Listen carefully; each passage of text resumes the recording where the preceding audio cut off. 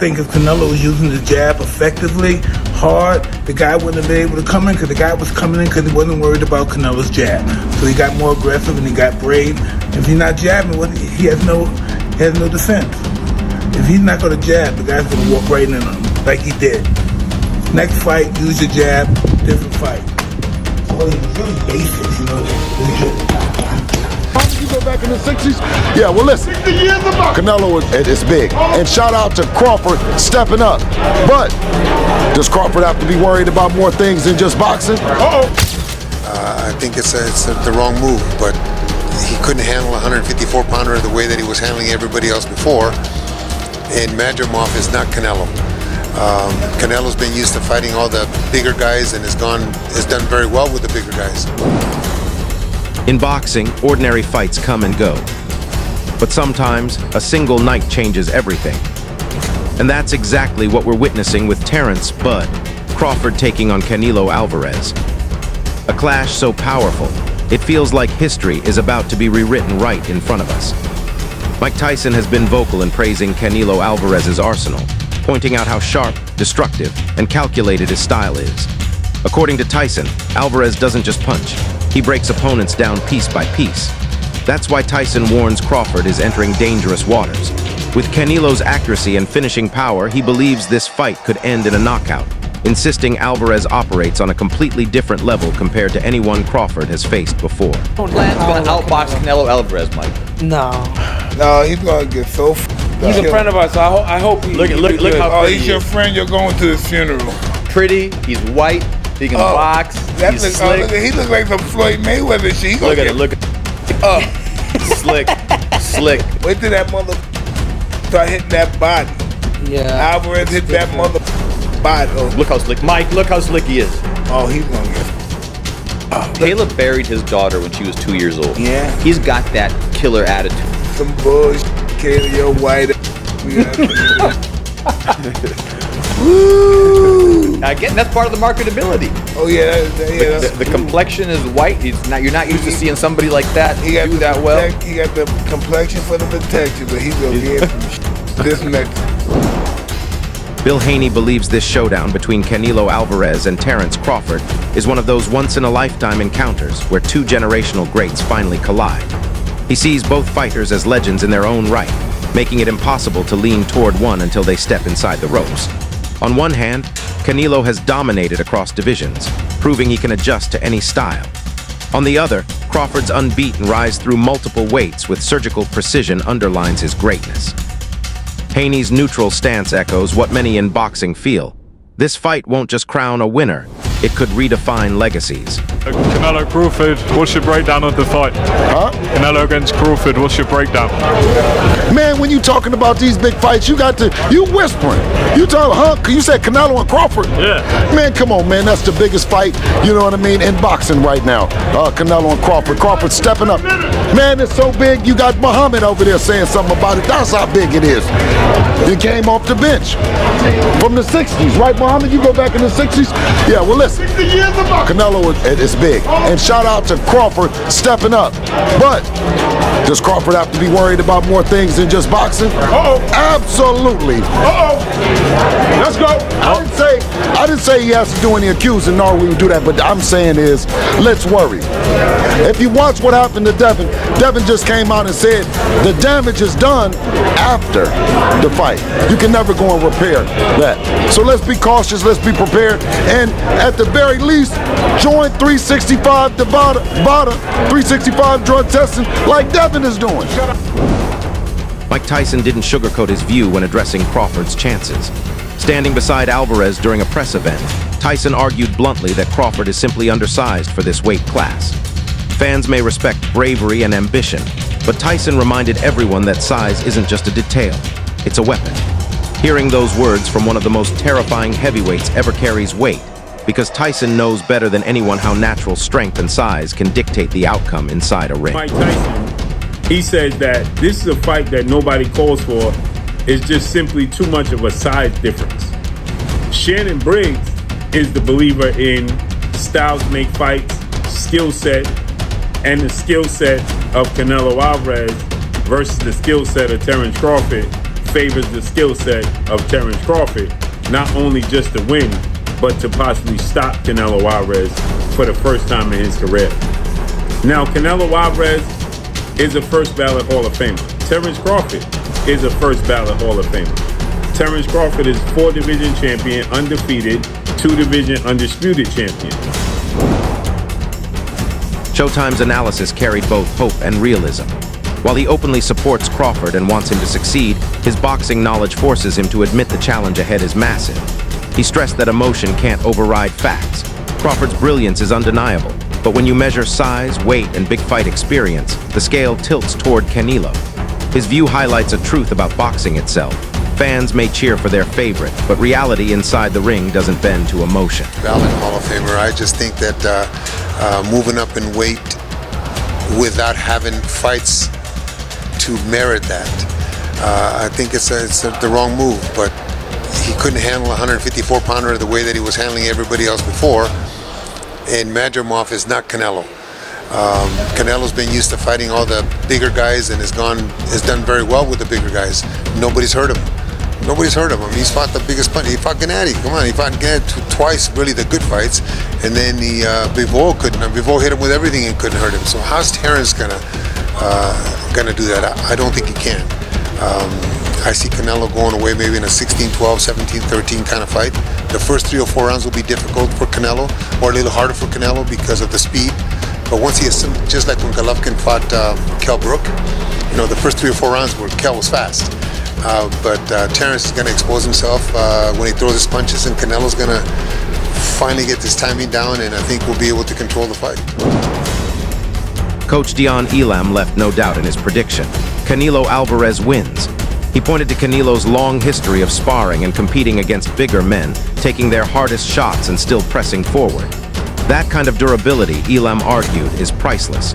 Crawford may have superior technique, but he's never been forced into that kind of storm. For Elam, the equation is simple. Skills alone aren't enough when your opponent has already proven himself against stronger, heavier punchers time and again. Canelo got scared. We're going to talk about that. No. As a Bud fan, I would love for him to have a tune-up. I agree. Yeah. And listen, I want Bud to win.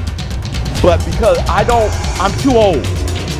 We're talking about I'm too old to think something's going to happen because I really, really want it. I've been living on this earth for too long to start believing that shit. I felt that way at 9 years old. But shit don't happen because I just really, really want it. I can't say it. Let me see. You got to play the Damon Wayans smart clip. Yeah, you're right. Yes. Let me see. Do people really believe Bud is going to stop or knock out Canelo? Yes, they do. Name the last boxer to do that. They believe it, brother. Veteran trainer Robert Garcia raised sharp warnings about Crawford's preparation. He explained that adding too much bulk too quickly can rob a fighter of speed, reflexes, and sharpness, the very things Crawford relies on most. Garcia dismissed comparisons to Mayweather, pointing out that Floyd never recklessly jumped into heavier divisions. Crawford, by contrast, is going after a natural super middleweight whose power carried up seamlessly. Garcia's caution is clear. Ambition without balance can erase a fighter's greatest gifts. How do you see that name? Canelo is still one of my favorite active fighters. A lot of people are going to judge and say things about his last fight. I understand he didn't cut the ring, all these different things. I think everything will be the intensity of everything's going to pick up because it's being Crawford. And I think Crawford, I know he's definitely not going to box like that, dancing around, moving around. He's going to move his feet. I think Canelo wins the fight. I think the weight does play a factor by him coming up, putting on all that weight. Canelo's been up there. He's been in the ring with serious punchers before and been hit clean by those guys, clean on the chin, didn't budge, didn't break. I don't see Crawford having that type of punching power like Bivol,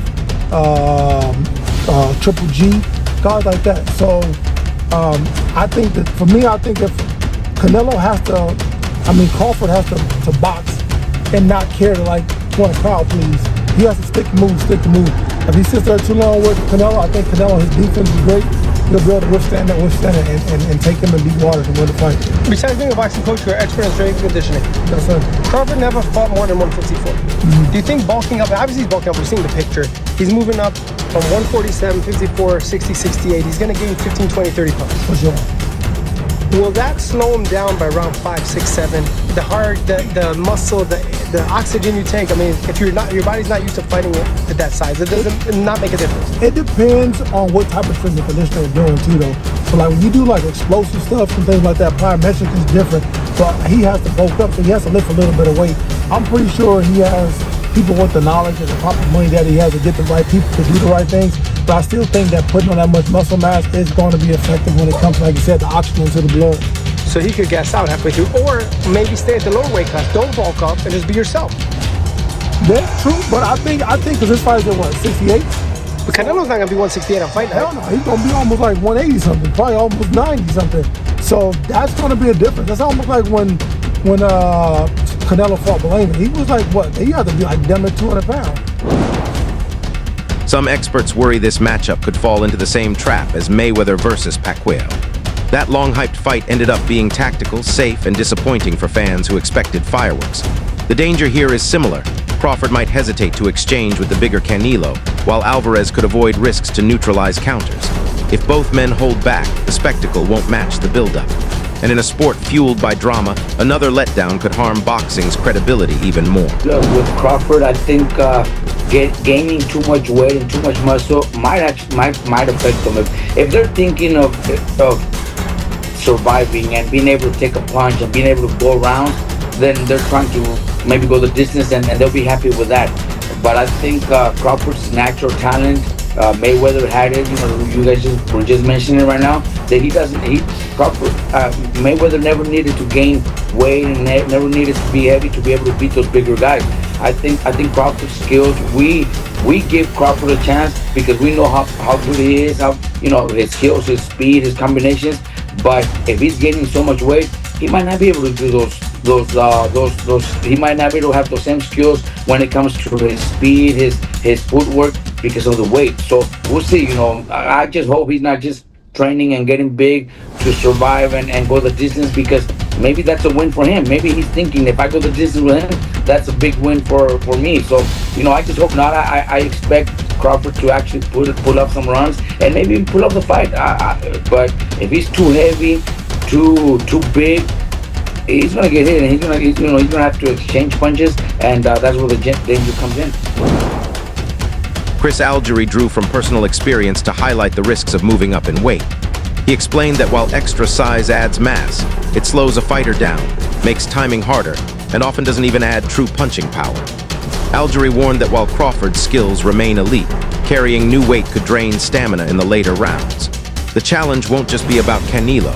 It's about whether Crawford's body can maintain peak performance at an unfamiliar size. Right now, boxing is hanging on a thread.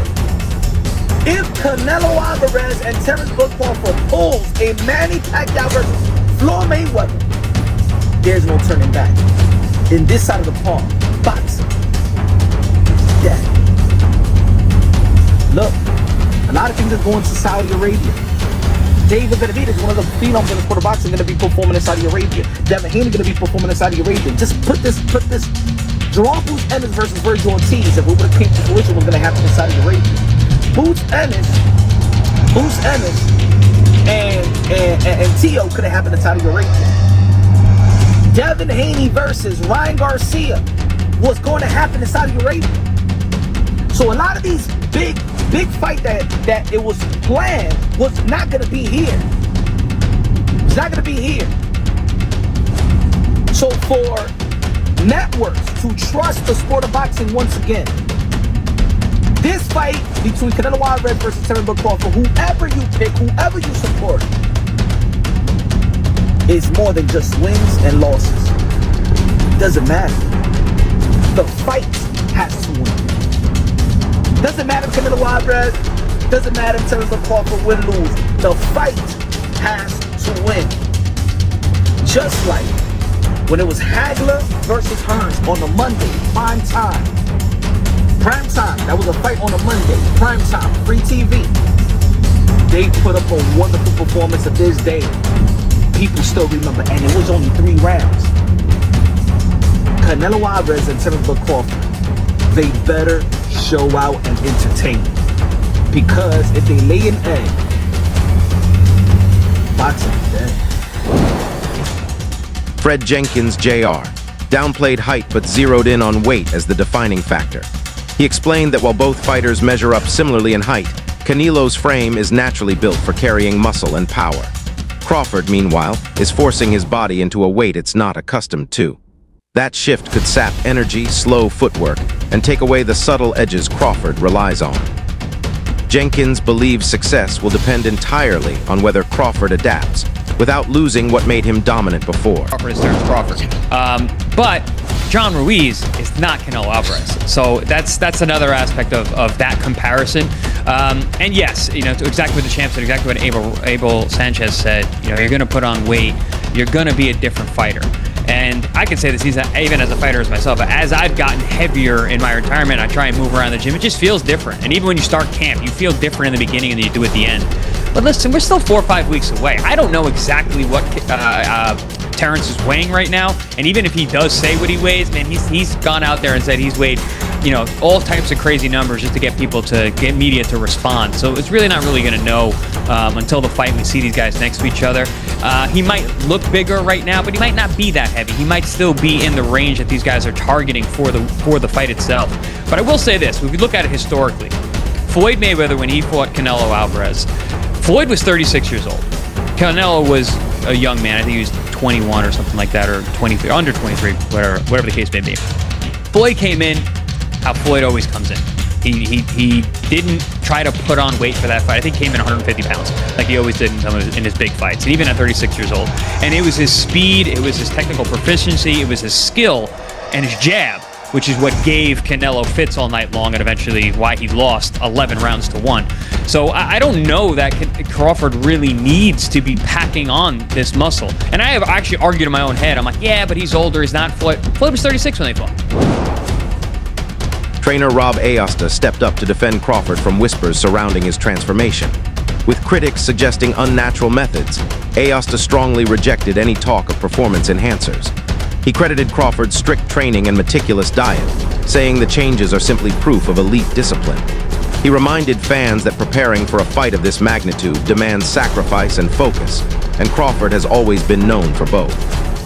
His words aim to clear the noise and refocus attention on the fight itself.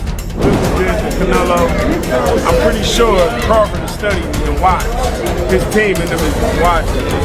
And yes, they're really not like, you would say bigger because of the weight, but they're actually like, what, how about that? Same height. I think Crawford might be a little taller. Yeah, but see, Canelo might be wider in ass, but you gotta also add the fact that, Crawford was a wrestler. People keep forgetting that part of it. He's naturally a strong physical guy, so I like that, but I'ma just watch it as just like a fan because it could go either way. Crawford could outbox him, Canelo catch him, but I like that, but I'ma just watch it as a fan, just to study it, that's all. Fred Jenkins Jr. downplayed height but zeroed in on weight as the defining factor. He explained that while both fighters measure up similarly in height, Canelo's frame is naturally built for carrying muscle and power. Crawford, meanwhile, is forcing his body into a weight it's not accustomed to. That shift could sap energy, slow footwork, and take away the subtle edges Crawford relies on. Jenkins believes success will depend entirely on whether Crawford adapts, without losing what made him dominant before. Okay. PEDs. You've been hearing a lot about Terence Crawford and Victor Conte as of late. I've seen that. Yeah, little people are making accusations. People are insinuating that Crawford is indeed doping, and based off of his recent size, and they're not used to Terence Crawford looking this big. And give me some insight into that. Give me some insight into fighters walk around with PEDs and criticism of the guy that hasn't tested positive versus the guy in the same fight that's tested positive and team that's tested positive.